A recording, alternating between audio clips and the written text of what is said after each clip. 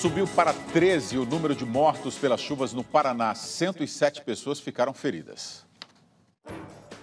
As duas mortes foram no interior. Um jovem que tentou atravessar uma rua inundada em União da Vitória morreu afogado. E o corpo de um homem desaparecido foi encontrado numa tubulação em Guarapuava. 148 municípios foram atingidos pelas fortes chuvas e mais de 5.000 pessoas estão desabrigadas. Em Santa Catarina, 2 pessoas morreram e 120.000 estão desalojadas. 4 dos 10 mortos no acidente no norte do Espírito Santo ainda não foram identificados. Um ônibus com 30 trabalhadores rurais bateu num carro de passeio e depois se chocou com uma carreta. 9 pessoas ficaram feridas, 4 delas em estado grave. Pela primeira vez, a Justiça autorizou um pai solteiro a colocar o nome de uma mãe fictícia na certidão de nascimento do filho adotivo. O caso aconteceu em Pernambuco. O menino foi adotado ainda bebê e hoje tem 3 anos. O pai alegou que a maioria das escolas exige o nome da mãe na hora de cadastrar os alunos. Com a Copa do Mundo e as festas juninas, a venda de fogos de artifício aumenta em todo o Brasil. E cresce também o número de vítimas de queimaduras. Testes feitos por um dos peritos mais renomados do país mostram que não há como prever a trajetória de um rojão. Os testes foram feitos num campo de futebol pelo perito Ricardo Molina, da Unicamp. Ele usou o mesmo tipo de explosivo que matou o cinegrafista Santiago Andrade, da TV Bandeirantes, em fevereiro deste ano, durante um protesto no Rio de Janeiro. É o chamado rojão de vara, que tem 2 pequenas áreas com pólvora, uma para gerar impulso e outra para causar a explosão. A vareta serve para direcionar o artefato, só que muitas pessoas quebram essa parte na hora do disparo. Com a imagem em velocidade normal, praticamente não se vê a trajetória do rojão.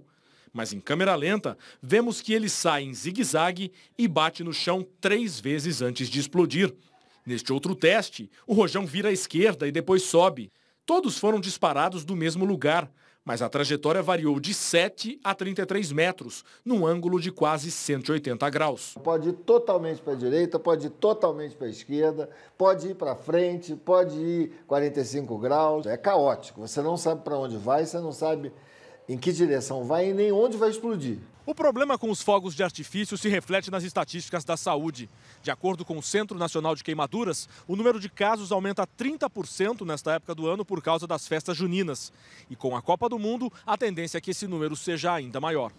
As queimaduras estão entre as principais causas de mortes no Brasil, só perdendo para acidentes de trânsito e homicídios. Os rojões convencionais, usados nas comemorações de jogos, também oferecem perigo. De repente aquilo explode, solta uma faísca, pode acometer os olhos, né? Pode haver lesão de córnea, pode haver uma perfuração de tímpano e eventualmente uma surdez, mesmo que até temporária. Se você está num lugar onde você tem uma grande concentração de pessoas, é simplesmente insano você soltar um negócio desse.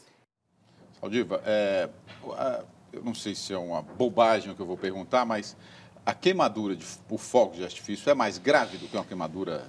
Ela pode ser sim, porque a pólvora, ela pode... geralmente, quando uma pessoa se queima com fogo de artifício, ela vem associada com uma explosão. E a explosão pode colocar a pólvora inflamada dentro do próprio subcutâneo, no olho, pode provocar perda de dedos. E é um período, e geralmente acontece 2 problemas. Uma é a má confecção dos fogos, mas como está no bojo de uma festividade, as pessoas também bebem. E com isso começam a ter umas ideias mais ousadas de como lançar isso, ou então começar a perder o controle. E eu acho que valeria a pena ter uma regulamentação um pouco melhor e um maior controle de qualidade, porque muitas dessas fábricas de fogos, elas são clandestinas, principalmente na região norte e nordeste, onde você tem uma festa junina bastante grande. Então, acho que isso é uma pena, porque pega gente nova e, às vezes, com incapacitação permanente. Agora, o que é surpresa é que é a 3ª causa de mortes no Brasil. É isso mesmo? Não. Queimaduras, né? A queimadura é a 3ª causa de acidentes, digamos, fatais, né? O primeiro disparado é acidente de trânsito. O segundo é construção civil, disparado. E aí você começa a discutir quem que vai ser o terceiro. Queimadura é um fenômeno importante por causa da alta letalidade. Não que eu tenha muitos queimados, mas quando você tem uma queimadura grave, o risco de você morrer por causa da infecção secundária e da perda da pele como elemento protetor e começar a perder eletrólitos é muito grande. Por isso que é um tratamento caro e com alta letalidade. Karnal, a gente viu no teste que não tem direção, né, o rojão. Essa questão de levar rojão para manifestação tem que ser banido, então, né? Obviamente. No Réveillon deste ano, em Florianópolis, eu pela primeira vez soltei um rojão e ele foi numa direção inteiramente distinta daquela que a gente planejava e, felizmente, não houve nenhum efeito. Considerando os riscos e considerando o efeito positivo que possa ter, a quantidade de riscos é tamanho, o efeito positivo é tão pequeno que nós temos que falar outra coisa, que é a completa proibição desse tipo de sentimento tribal de ficar estourando coisas, que assusta cachorro, mata pessoas, que perturba doentes em hospitais, e que queima e que cega. Qual é o sentido de não se proibir coisas que mexam com pólvora? 12 milhões e meio de crianças trabalham na América Latina e no Caribe, e mais 9 milhões e 600 mil realizam atividades consideradas perigosas. A informação é da Organização Internacional do Trabalho. O número representa uma diminuição em comparação com 2008, quando foram registrados 14 milhões de envolvidos no trabalho infantil. E mais uma adolescente foi estuprada e morta na Índia. É o 5º caso em menos de 2 semanas. O país é conhecido pelo histórico de violência contra a mulher. A família tinha denunciado o desaparecimento à polícia. A adolescente foi sequestrada enquanto os pais e irmãos participavam de um casamento. O crime aconteceu um dia depois de um ataque semelhante a uma mulher de 45 anos e 1 semana e meia depois que 2 primas de 14 e 15 anos terem sido abusadas e mortas no norte do país, região que abriga as chamadas castas mais baixas. Depois da África, a Índia é o país com maior histórico de abuso sexual. A cada 20 minutos, uma mulher é estuprada no país. As mortes na Índia, o apedrejamento até a morte de uma paquistanesa grávida e o sequestro de 200 adolescentes nigerianas são alguns dos temas que estão sendo discutidos em Londres. But do nothing to hold the perpetrators accountable. A capital inglesa cedia a primeira cúpula internacional sobre violência sexual contra a mulher.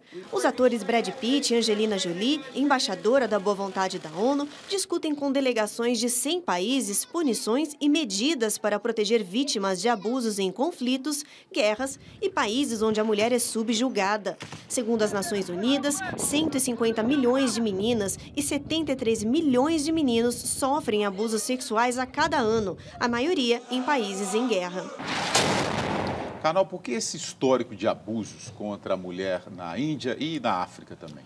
Nós temos uma tradição na Índia de patriarcalismo muito forte, o desejo de um filho homem, o abandono ou assassinato pouco divulgado de filhas mulheres, o fato de que uma mulher só se firma na família na Índia no momento que ela gerar um filho homem.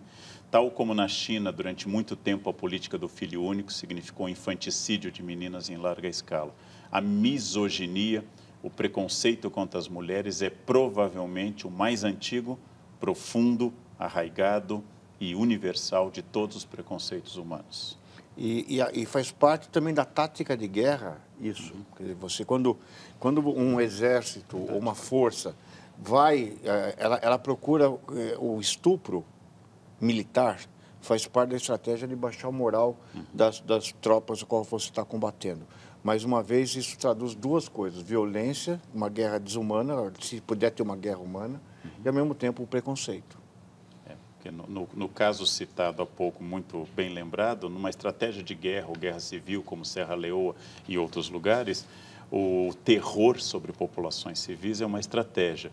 Mas eu acho que a mais assustadora, além dessa imbecilidade, é que esse estupro, por exemplo, na Índia ocorre numa delegacia, outros ocorrem na rua e um dentro do ônibus, tal como ocorreu aqui no Rio de Janeiro, de uma estrangeira na van. Ou seja, nós temos uma misoginia que vai da guerra às relações familiares. A Lei Maria da Penha apenas trouxe à tona uma estatística assustadora de violência doméstica.